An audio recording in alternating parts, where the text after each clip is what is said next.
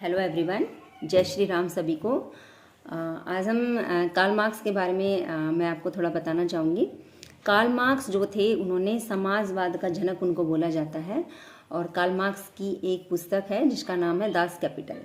ये जो पुस्तक है इसको साम्यवादियों की बाइबल भी बोला जाता है। 1867 में ये प्रकाशित हुई थी और ये जो पुस्तक है ये जर्मन भाषा में लिखी गई है। कार्ल मार्क्स ने जो युग था उसको 6 ऐतिहासिक चरणों में बांटा है। 6 ऐतिहासिक उन्होंने युग बताए हैं। फर्स्ट जो है वो आदिम युग है, जिस टाइम आदि मानव थे। आदि मानव का जो काल है वो कार्ल मार्क्स ने आदिम युग कहा है। उसके बाद दास युग आया, दासता युग इसको बोला जाता है। जब लोगों को दास बनाया जाता था, एक से दूसरे स्थान पर काम के लिए उनको भेजा जाता था दास बनाकर, तो वो कार्ल मार्क्स ने उसको दासता युग कहा है। थर्ड जो है वो है सामंती युग। अब सामंती युग क्या होता है? सबसे पहले सामंत जो होता है वो इंग्लिश में इसको फ्यूडलिज्म बोलते हैं, मतलब भूमि के एक टुकड़े पर अपना अधिकार कर लेना। सामंतवादी प्रथा, हमने हिस्ट्री में इसको पढ़ा भी है, सामंतवादी प्रथा। तो वो सामंती युग था जब लोग भूमि के एक टुकड़े पर अपना अधिकार करते थे और दूसरे जो किसान थे उनसे खेती करवाते थे, तो वो एक सामंती युग था।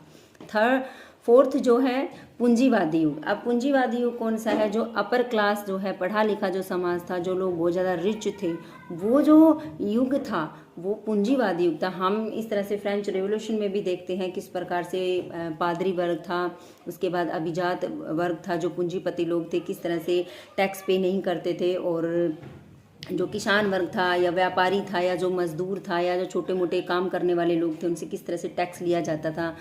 और जो फिफ्थ पे आता है समाजवादी युग और सिक्स्थ पे जो आता है वो साम्यवादी युग। अब समाजवादी और साम्यवादी युग में डिफरेंस क्या था? समाजवादी जो युग था, समाजवादी जो लोग थे वो वर्ग संघर्ष की बजाय वर्ग समन्वय पर बल देते थे। मतलब वो लोग चाहते थे कि भूमि का या किसी भी चीज़ का, धन का समान वितरण हो, जो चीज़ है वो समान लोगों में बांटी जाए।